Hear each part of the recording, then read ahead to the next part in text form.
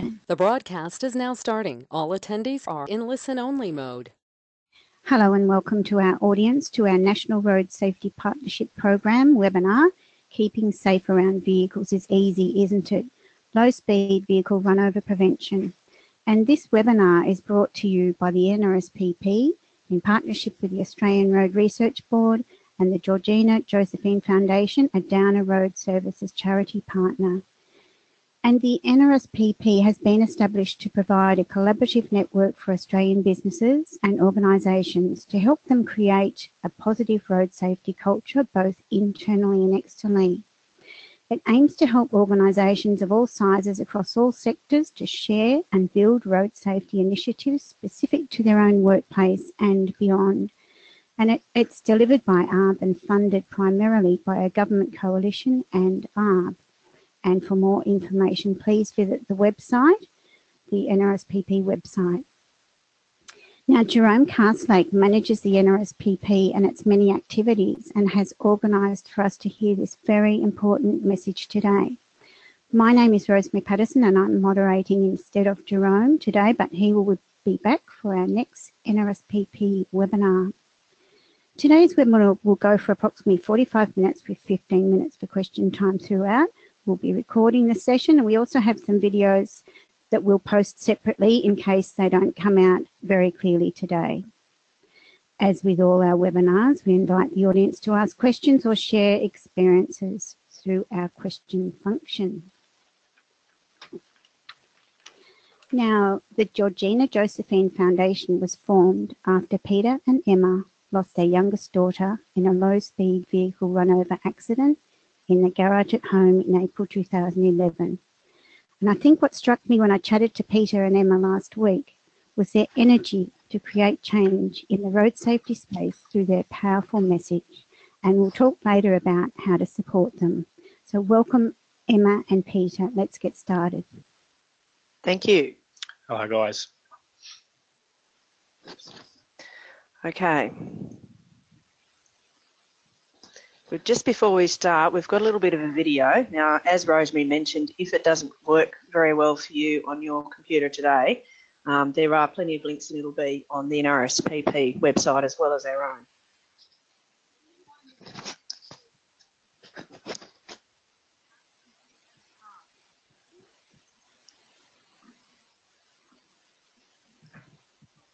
And I think the story is fairly easy to follow, Emma. Yes, that's right. Just watching typical family morning at home, getting out to the car.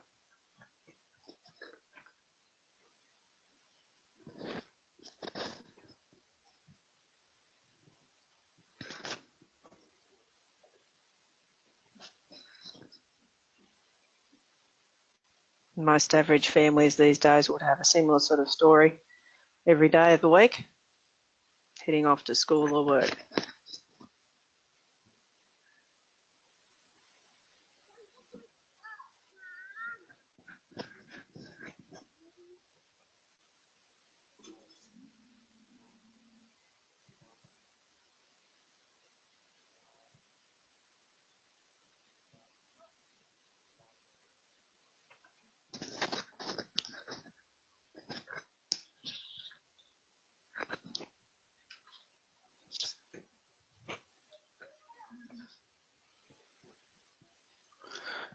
Now, as you can see, that was very close. Luckily for them, it was just a stroller. But for us, unfortunately, it wasn't that. Didn't end up that way. We are one of many that actually ran over our children. So what we're going to try and do today is pretty much put you guys into our shoes to see how easy it can happen. And then we're going to go through a bit later on how we can prevent it from occurring at any place. So what I want to try and do is put you guys into our shoes. So I want you to just imagine coming home from work. It was a Saturday afternoon. It's a hard day, about 5:30. I remember driving up my driveway and reversing my car, my tool trailer, into my garage. Only this time I felt a bump. And I screamed out around the back of the car to see my little girl. She was flat on her back, and I had these eyes just looking at me. And then they started filling up with blood. I realised what I've just done. I screamed out to Emma, come help me, quick, Emma. Emma, quick, I've just run over Georgie. Please come help. For me, it was just another ordinary Saturday. Enough time to do one more job before I put the veggies on for tea. So I decided to mow the kids' backyard play area. And obviously kids and mowers don't mix, so I had the kids in the house where I thought they were safe. I'd been mowing for a little bit. I'd checked on the kids in the house to make sure they were okay.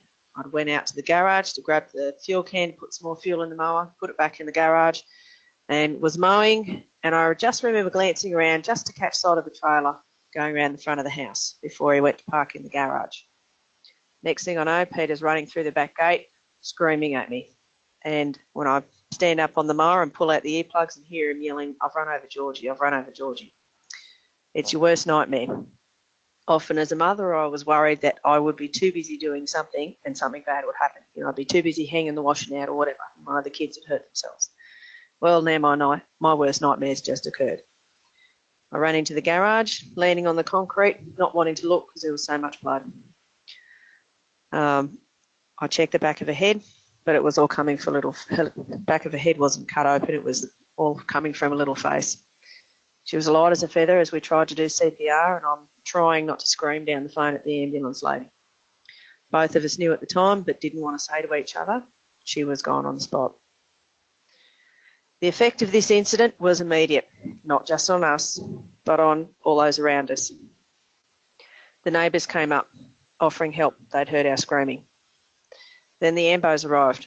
The first fellow was a local man whose wife was in my mother's group, and our kids still do gymnastics together. The second ambo was a lady who's pregnant, and here she is doing CPR on someone else's baby. And the last ambo was an older fellow who we found out later apparently went and sought counselling after our job. Just something that he doesn't normally do. We'd rang Grandma, so Peter's mother arrived before the ambulance left. This is a lady who 30-odd years ago lost a son in a car accident, and now she has to deal with losing her grandchild. It seemed to take forever for us to get into the hospital in the ambulance, praying for a miracle all the way that I knew wasn't going to happen. I want you to imagine doing CPR on your little girl. You know what's just happened. You just ran over her. There's no way that she can survive. But you still do it anyway, hoping for that miracle. Maybe there might be just one chance that she'll survive. And then you see the ambulance. They turn up, and then she gets carted away, and Emma hops in the car, in the ambulance, and takes them away to the hospital. And then you find the courage to actually follow her. I remember walking in the door. I've seen the faces of the nurses and the doctors, and you just knew there's no way. She's gone. Next minute you're getting tapped on the shoulder by the police, asking you all these questions.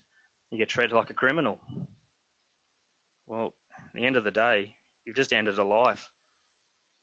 And it just happened to be your daughter's. So you get out of the ambulance at the hospital, all the staff take her in, you're sort of left standing at the side thinking, what now? Then someone takes you into a little side room, and then a few minutes later, the doctor comes in and says, look, all we can do is make you comfortable. So they take you into the hospital room, they put her in your arms and say that you can stay there as long as you like. Trust me, forever is not really long enough. I'm rubbing her little hands and her feet so that they don't get cold, waiting for her to take a breath and wake up, but she doesn't. Next thing, your husband is called out by the police and the reality dawns on you. Oh my God, is he going to get charged? He didn't mean to do it. He can't go to jail because he's got 3 other kids to look after. I want you to imagine her sitting in the hospital there, lying on the bed, and it's time to go. We had to leave her, our little girl. I remember saying to the nurses, please just keep her warm. Please look at her, she's lonely. Please take care of her, we've got to go. Just make sure she's warm. Then I remember writing a letter to the coroner, telling them, please don't interfere with our little girl. We know what happened. I was there. I was the one that done it. Just bring her back to us, please. Leave her in peace. Just bring her back to where she belongs. It seemed forever before they brought her back from the coroner's office to the funeral parlour, so we were able to see her and dress her. Then we had to make the decision whether to take the other kids to see her. Our then 4.5-year-old wanted to know, was Georgie flat? Obviously the language I'd used around getting in and out of the car, don't run around the car or they'll, you'll get run over and get flattened. Well, she literally thought Georgie was flat. So we ended up taking the 2 eldest in to see Georgie, partly to show them that Georgie wasn't flat and that her spirit that makes her laugh and talk and sing wasn't there anymore, that at the special celebration we were going to the next day, the funeral, where we were going to say goodbye to Georgie, that we wouldn't actually get to see her. I want you to imagine watching your children. They were there playing on their own in the sandpit, and you could just tell that they were missing that little friend of theirs, and knowing that you were the cause of this. And then they come to the funeral. Now, I know as myself as a parent and as a father, I would do anything for my children. One of the things that I wanted to do was to be able to walk my little girl down the aisle when she got married. It's something that I can't do, obviously. So I decided that I'd take her coffin and put it on my shoulder, and I walked her down that aisle, and I took her down to a resting place. And then we were down there at just about to lower her into the ground. I remember watching it and knowing I will never see her again. This is definite. I want you to imagine, to look up and see all your family and friends, and imagine the faces that are on them as they were watching this happen. And then you realise that all that pain and anger was caused by you. It's just something that I could have prevented, but I didn't. And now I've got to pay the price by losing my little girl. When something like this happens, your entire world is turned upside down, never to be made right again. And it's not just yourself, it's your family, your friends, your colleagues, and local people throughout the community. As far as I know, there wasn't anyone in Young who hadn't heard about it or wasn't touched by it in some way. And I think at one stage I had every sympathy card off all the shops in town sitting on my kitchen table. Unfortunately, that's our story. And I know for many others it's also a similar story for them. Low-speed vehicle runovers. All the research that I did after the accident, I got online and I couldn't believe the numbers that came up of these sorts of accidents that happen all the time across Australia and overseas. In Australia, the statistics are on par with pool drownings. The national average is 7 children between 0 and 14 killed and 60-odd seriously injured every year. In Queensland, research in Queensland had shown that there was nearly 3 children every week getting run over. I can tell you between March and July this year, there's been 7 fatalities. So halfway through the year, we'd already hit our national average.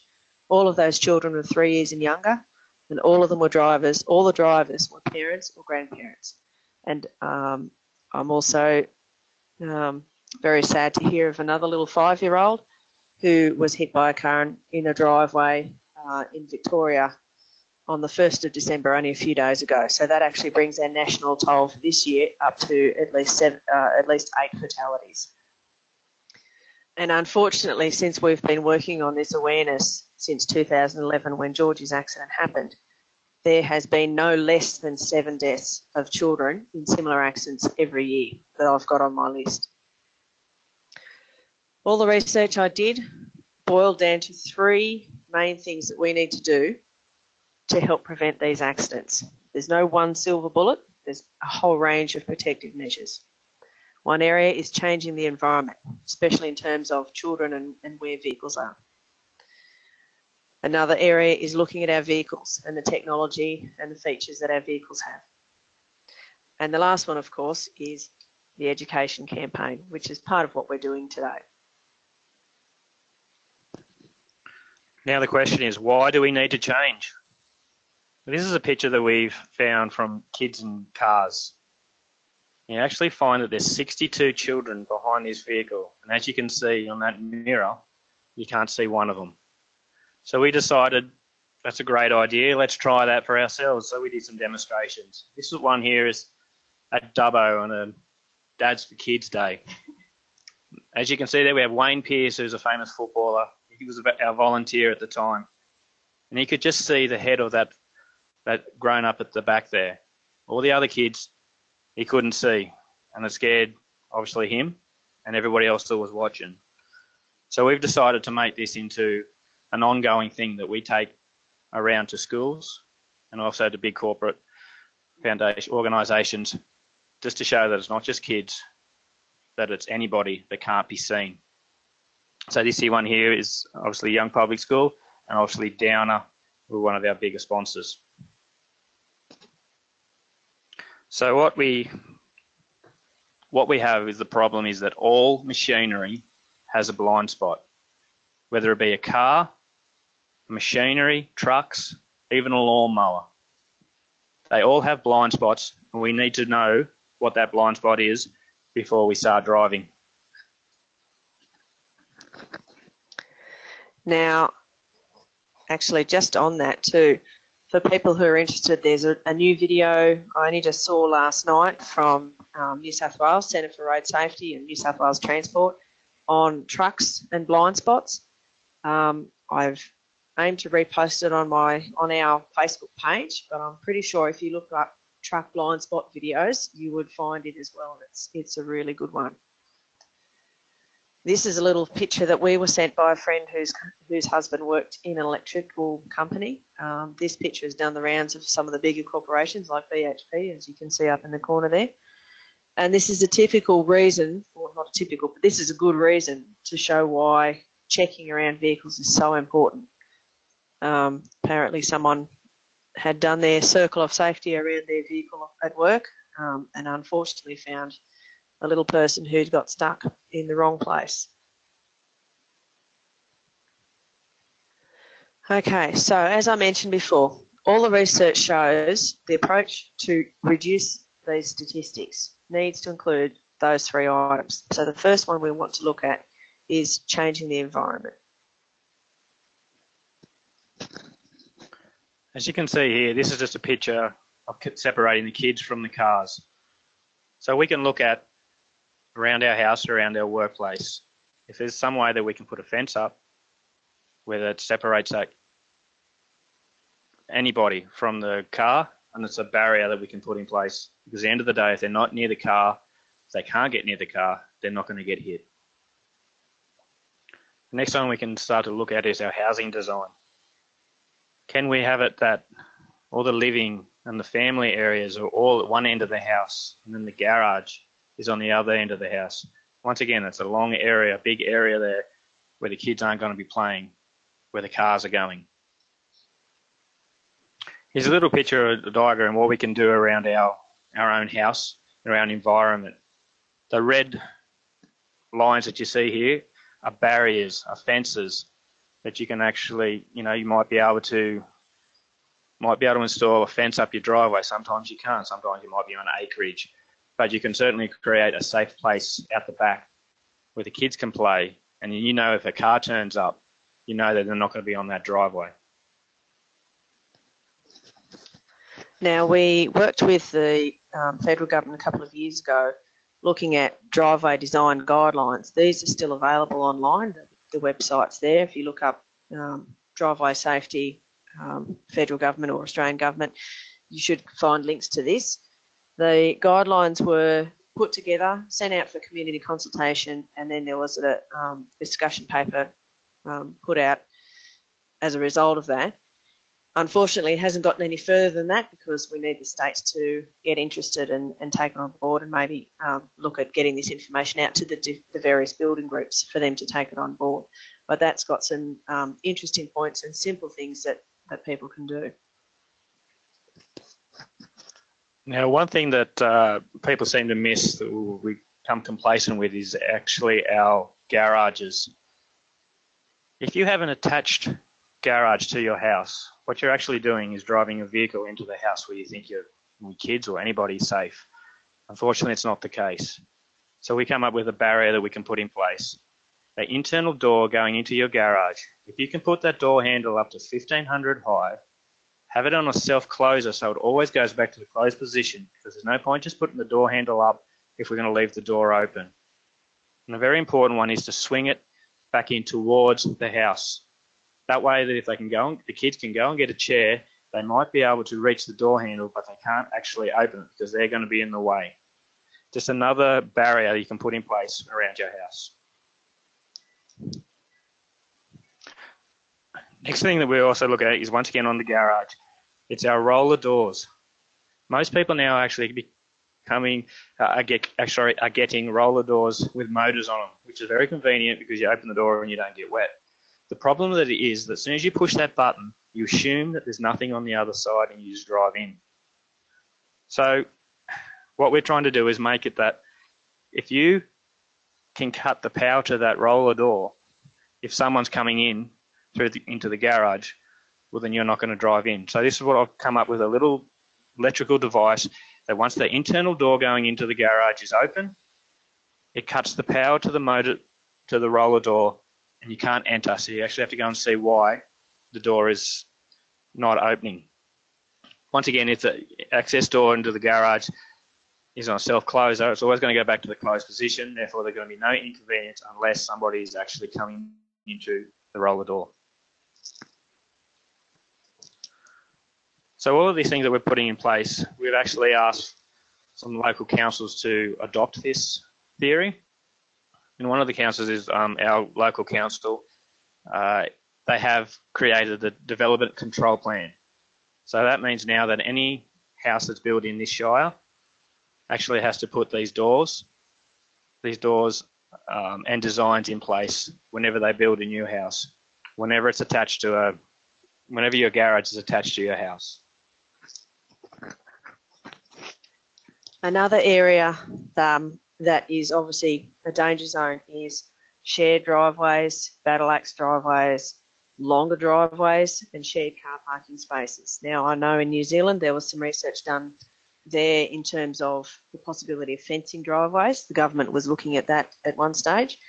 As I understand it, that didn't happen because a lot of properties were rental properties. So the families that lived there didn't actually own it and weren't able to actually put those fences in place themselves. So there's an potential issue there for maybe landlords to look at in terms of putting safety features in the properties that they own that people rent. Shared and battle axe driveways. I don't know how many people I've spoken to at various expos and displays where they've said, oh yes, we have a shared driveway, and those young blokes down the back, they just hoon up the side. They don't realise that there's kids here and so on. So maybe some way of communicating with the neighbours and talking to them about the use of that shared space. And shared car parks. Car parks are a terrible zone for especially for children, because they are designed for vehicles. They're not necessarily designed for children. So it's really difficult to manoeuvre around a car park sometimes and keep especially children safe, but often too adults can be in danger as well if the driver's not looking carefully. Now, something that we've brought up, and we do presentations for building groups like the Master Builders Association as well, and something we've brought up for builders especially is there a duty of care towards families by builders to have such inclusions in their work? Now, it's in legislation that any house that's built must be of a safe standard, and we'd like to think that this sort of thing should be included in that safety, those safety items that are included in building work. There's a lot of push for accessibility of housing, which is fantastic. But also, too, we need to balance that with care in terms of children in a house, where, what are the possibilities of them getting into areas that they shouldn't be, or getting out of the house without adults knowing. So we're looking at, what's the likelihood of children being in a house over a building's lifetime. Yes, we might have elderly or disabled in that house, but we also need to consider families' needs as a whole. Okay, is there any questions on changing the environment so far? Yes, we've just got a question about the automatic roller door cut-off switch. Yep. Paul was wondering whether it would be available to everyone eventually, or only new houses, and is it something that could be put up on the website so people can be shown how to make it? Yes, certainly. At this stage, it was just one of my ideas that I come up with. It can actually be installed by any electrician. All it is actually a reed switch, and we do have it on our website. If you certainly want to have a look, jump on our website and have a look, and we have a lot of information about that roller door on it. If you have a look on the Tradies and Builders page, under, I think on the tabs along the top on the home page, you go into what we do, and then I think it's on the side somewhere there, off the top of my head, Tradies and Builders. There's a lot more specific detail on there about that sort of information. Thank you. So if Paul has any more questions or needs further clarification, write in. Otherwise, yeah, certainly. Send us an email or something. Yep. All right. Otherwise, let's move on to changing vehicles. Okay. Yes. So, changing vehicles. As we mentioned, this is another area that needs to be sort of addressed, and there has been a lot of work done in this area in the last few years since we started doing this. For example, like we'd like to see overall in Australia, I know the Australian design rules are currently being looked at in terms of harmonising them with the global technical regulations, and I realise that's a very long process, but we'd like to see some kind of a reversing standard for vehicles in Australia, so in terms of rear visibility and autonomous emergency braking systems, which I know a lot of companies are already working on those sorts of items at the moment. I mean, we're seeing the automatic vehicles coming out where we're going to be able to jump in a car, push a button and off we go, and we don't have to steer or do anything. So this sort of technology is coming, but we believe that the government really needs to make sure there's a certain standard in terms of what features are included in vehicles. As I just mentioned, then the Australian design rules are going to be harmonised over time, I believe. And there has been research done by the Australian government, I think through Monash University most recently, in terms of reversing cameras and their effectiveness. There's also been studies done in America. And America is also, there's been a ruling by the Department of Transportation over there that I understand all passenger cars at least all new passenger cars must include a rear vision camera by next year as a standard feature when those vehicles are manufactured. Do you want to add something? So, yeah, there's a lot of stuff happening in this space, which is really good, and consumer demand has certainly driven a lot of that as well, which is another good thing. It sort of speeds up the process, I believe. One of the examples of this new product is this one right here, and it's called Reverse Alert. It's a autonomous braking system that works for reverse that you can retrofit on any car. So once again, the technology is getting out there, but I just want to make clear that it's really important that it's technology. It does not replace an alert driver. We are coming too complacent at the moment. We're relying on our cameras and we're relying on these devices to brake for us. Once again, nothing beats an alert driver. So we just really want to push that message through. I'm all for reversing cameras to look at the blind spots before we actually leave and to use them with our mirrors and also turning around as we're going, not be just fixated on the one piece of technology, because if it fails, we're in trouble. And as I mentioned before, there's no one silver bullet layer of protection for this sort of thing. These are all just tools, and the tools are only as good as the user. So, yeah, as Peter said, there's no technology can replace an alert driver, but it can be a useful tool to help us to maintain safety in and around cars when we're driving and even when vehicles are stationary. So, any questions on the vehicle side of things? Yes, we've got an interesting question from Chris, which if we can't answer it, we'll have to answer later. But he's asking, truck semi-trailers don't even need reversing beepers. So he's asking, truck semi-trailers don't even need reversing beepers. Rigid trucks do. It's a question. Right, I'm not sure. Yeah, we're not too sure on what can and can't be put on the trucks. But the thing with also, once again, with all these technology, which is the sensors and the beepers and everything like that, we can still come complacent with them. So we're trying to not make it that it's a a need compulsory thing to have sensors on any cars. We just want a standard of more of visibility and once again, it's a lot of education too, to know that the technology is there to help us, but it's not going to prevent us. So we really need to know how to use our technology rather than relying on them. So I'm sorry, but I'm not too sure about whether sensors need to be on trucks or not. Thank you. I know there is a lot of. Oh, sorry. I know there is a lot of work being done in that area too, and I think TruckRight is another organisation that has a lot to do with visibility with trucks and safety around trucks. That might be something they can look up to. And Chris has corrected me, saying it was more a statement, a worrying statement than a question. Yeah, that's right. As I said, there's plenty of blind spots around trucks too, and a lot of it is the education of people around what to do around trucks. I'll give one example of one of the stories that we've heard from a person that's had a near miss with sensors, and it's pretty much wraps up what the sensors can do, how they can fail us. One day there was every day that this person was reversing down their driveway, and there was a shrub at the end of their driveway, and every day that the sensor went off, every day that, and they just come complacent with it and realise it's just a shrub, until one day it was actually their pet dog that was behind that shrub, and they actually ran over their dog, and all they thought it was a shrub. So there's a prime example of what sensors, how we can be complacent when it comes to sensors or any technology. And Chris has asked, can the auto braking unit be fitted to trucks with air brakes? I'm not 100% sure. I believe that they are working on trucks and they do trials on them. So at this stage, I would say it's a yes, but I'm not 100% sure on what they can and can't do. Certainly Google reverse alert and they'll probably give you an answer. And just a comment that Chris did have a truck reverse into a pedestrian last week, but very luckily there was no injury.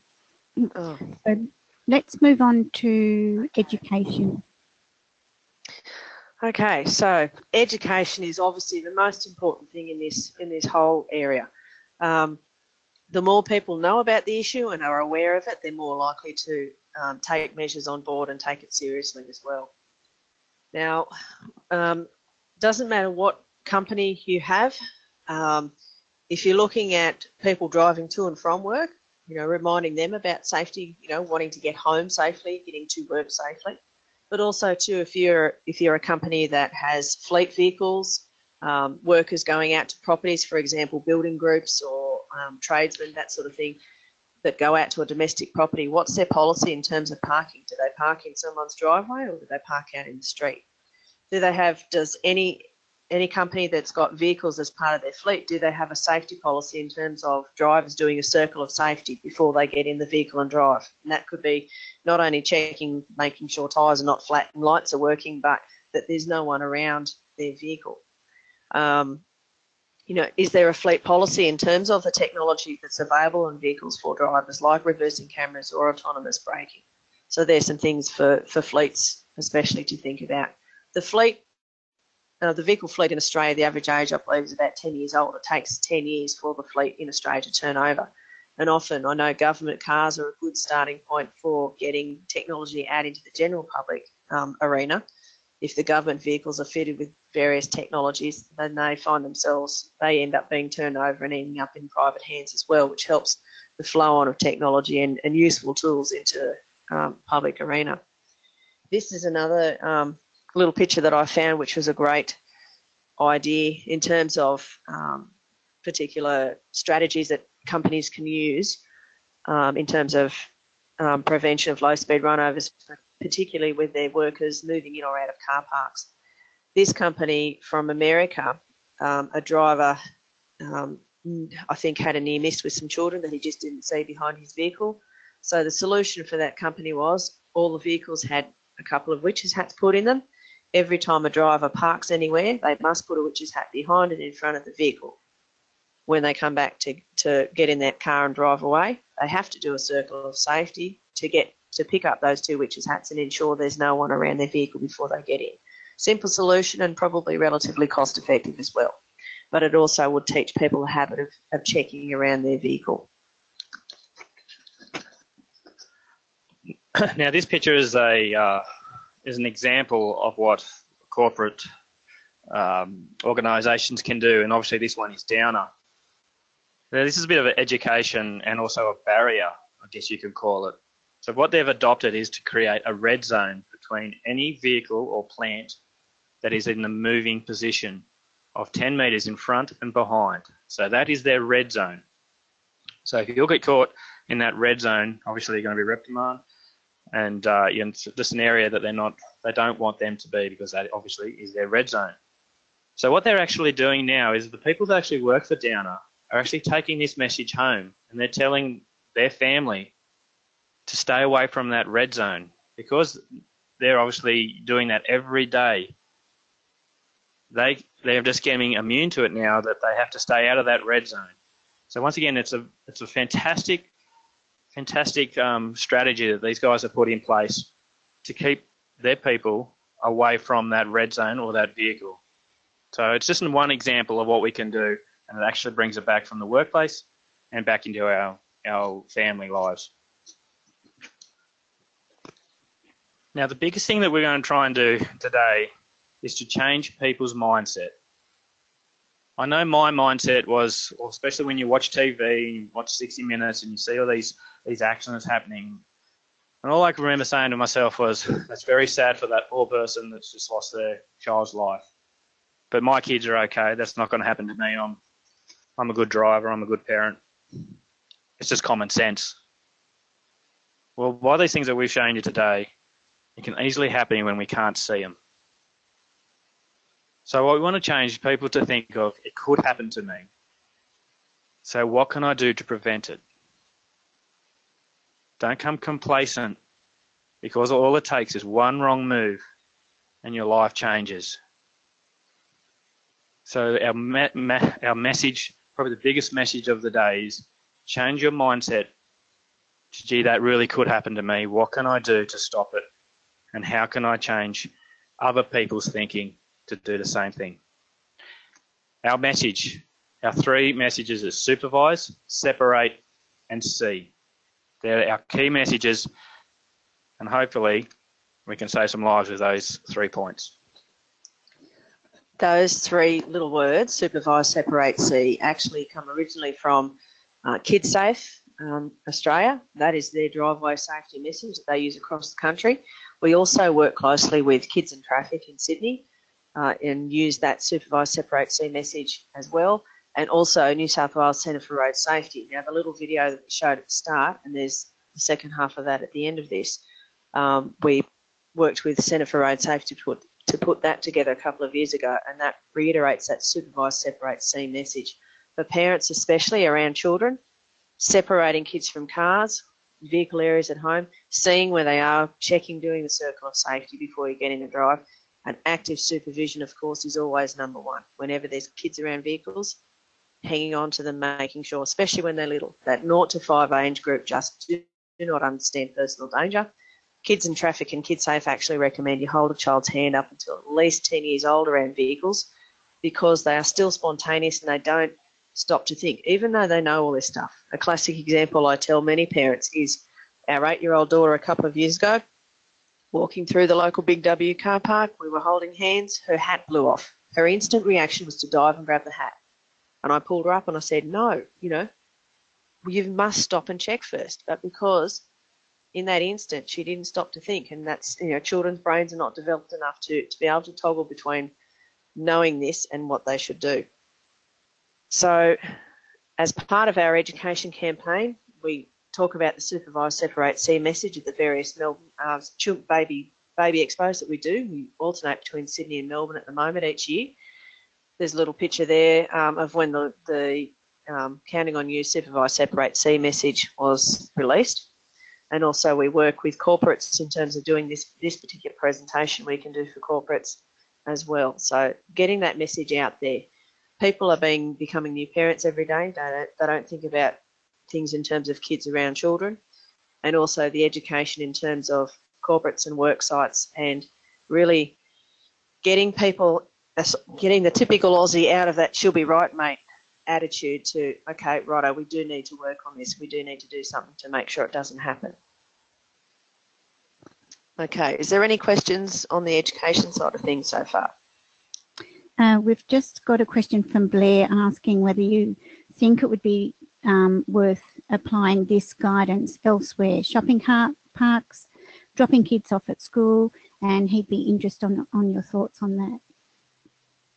Certainly. The supervised separate C thing is something that can be used anywhere, and one of our key phrases that we use is that low-speed vehicle runovers can happen to anyone, anywhere, anytime. It could be a parent with a toddler in the driveway at home. It could be the old granny that ducks behind your car in the car park at the shops.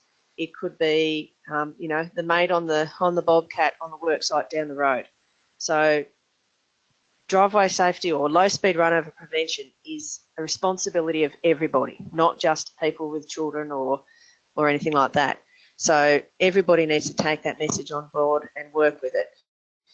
We look to people who can make a difference in terms of the environment. So people who design, architects and people who design shopping centres and car parks, you know, what space do they allow in those designs for vehicles and people to interact? Builders, designers of residential areas.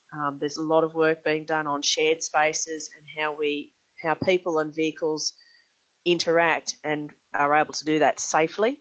So those sort of things are quite important in terms of the future and looking at creating safe places for people to be where it's still practical for us to be able to drive around to and from areas or get in and out of cars at the car park, but keeping everyone safe at the same time.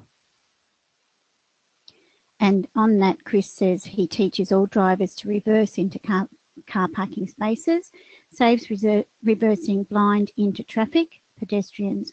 All car parks, he says, should have that instruction. Yeah, definitely. Unfortunately, the problem that comes whenever we do reverse, no matter whether we do it first or last, there's still a massive blind spot behind our cars. So just need to be wary that whenever we reverse, we are at risk. That's a very good point. And Stephen says in a statement, kids under 10 have underdeveloped peripheral vision. Exactly. And that's why you get a lot of primary school age children involved in accidents, you know, in and around roads, running across the road at school, you know, from out from behind the bus and things like that. And it's, once again, it's education, not just of the children at that age, but we need to really get the message through to parents. Parents still need to realise, I know their kids are growing up and they want to be independent and all the rest of it, but I still make sure I have a nearly 12-year-old and a 9-year-old and a 10-year-old. I still make sure I hold their hands, that all four of us are holding hands when we walk across the road or through a car park. And it's getting that message out to parents. I know there's a lot of programs that happen in the schools, the education department, and that's great, but we need to make sure as adults that we're educating ourselves and each other in terms of keeping kids safe around vehicles, because that peripheral vision, that lack of ability to toggle between things. You know, our kids know all of this message, but I still panic when I think that they're going to be trying to cross the road by themselves. So, you know, it's educating the parents. It's just as important, if not the most important thing we need to do. And Eric has asked if there are rules about site display requirements at driveway/footpath interfaces that could be improved, in your opinion. And we can. Yeah, my answer to that is yes, certainly. Yeah. And this is exactly what we're trying to do: get the people that can actually make that difference to put their hands up and certainly, get that in place. So the driveway design guidelines, it's probably the closest thing that we could look at for that. That's the closest thing that we've got on file at the moment. But if anybody's out there with ideas, certainly contact us and we'll see where we go. Thank you. And I was just interested if you could tell us about your relationship with Dana. How did that come about? Well, we actually attended the National Road Safety Forum in Sydney a couple of years ago, where Jim Appleby, the safety manager at the time, did a presentation on near misses and reporting near misses in order to mitigate risk. And we approached him because one of our issues with this type of incident is that the national data isn't there when it comes to low-speed vehicle runovers, especially in terms of injuries and near misses, because there's no one collection place for that sort of data, because many of them happen either on private road, on the grey area between the public road and private land. So there's no way of us actually knowing the real statistics when it comes to just injuries or near misses. And so we were very interested when we heard him speak on that, and we approached him, and he actually said, "Oh, I want to talk to you," because it turns out that our story fits in very well with what they were trying to put together for the Red Zone Mission Possible program that they ran last year. And so we got chatting to Jim, and then he actually flew us down to Melbourne to do our presentation for his safety managers a couple of months later. And then at the start of last year, they got in touch with us and said that they would like to be a corporate sponsor of ours, which was fantastic, because that means we were able to get that message out to so many people. So we were involved with Downer when they did their week of travelling last year to put the Mission Possible message out to their employees and colleagues in all of the states, and the red zone dovetail perfectly with what we do with the 10-metre blind spot zone that we have behind the vehicle when we do our blind spot displays. So the same messaging just married up very well. So we're so appreciative to Downer for everything they've done for us and all the help that they've given us. And we had a double whammy with them because, as Peter mentioned earlier, when we've done the presentations for the workers and talking about safety on the work site, those guys and ladies also took that message home then, and there was many responses in terms of, we're doing the red zone thing at home as well and keeping our kids safe at home. So getting that message out there and having it permeate everything, that it's not just a in this bucket thing, it's something that should be thought about in all areas by, everybody. That's really great to hear that you've got that great relationship, and it's always, I think, reinventing how to get the message out, and that's right. So that people then take it on board. I had spoken to Laurie Lawrence, who does Kids Alive Do the 5, and hear him every year on the radio or on telly reiterating that Kids Alive Do the 5, keeping kids safe around the pools message. And that's what we want to get with the driveway safety message, because not everybody's got a pool, but nearly everybody has something to do with vehicles. Even if you don't own a car, if you're walking down the street to get to the railway station, there's a good chance you're going to go past a driveway or cross a road. So everyone needs to be aware. And anyone wanting to watch the Downer webinar is on the NRSPP website, so more information there. And Moses has said thank you for, Moses says, thank you from Safe Kids New Zealand for sharing your story with us. Keep up the good fight as we are here in New Zealand. No worries. Thank you, Moses. And I can't think of the fella's name that I used to be in contact with over there, but thank you to Safe Kids for allowing us to use some of their information as well. It's been, I did a lot of looking at the research that they did over there, and it's been great in support as well. So thank you. Moses says, was it Anthony Roller? That's the one. Yes, Anthony. And I was sad to hear he's gone on, but yeah, no, I'm happy to keep up in touch with you guys over there too. Great. Well, we've got another video that people might search for and have a look later, and we'll pop it up on the website. But let's talk through that one, Emma and Peter. I will. Yep. So we've been fortunate enough to gain Scott Camp as our ambassador, or one of our ambassadors, and he teamed up with Centre for Road Safety when we did the video. This is our little girl, Georgie, one of the news articles that we did earlier on, not long, 6 months or so after the accident happened. And so Scott reiterates the message about that affects, this sort of accident can affect everybody, and reiterating the message about supervision, actively supervising, holding hands, picking up kids and hanging on to them, separating the access, putting the door handle up higher, making sure you can see from the driveway in and out, so pedestrians can see in as well as drivers seeing out. Talking about not playing in the driveway, you know, treat the driveway like a small road. Kids don't play in the road, they shouldn't play in the driveway. And there's doing our circle of safety, checking around to make sure there's no one around that can be hurt. And there's those 3 key words: supervise, separate and see. So that's the second half of the video that we played earlier on. All of that put together by a Centre for Road Safety, Transport for New South Wales, which was very much appreciated. And, oops.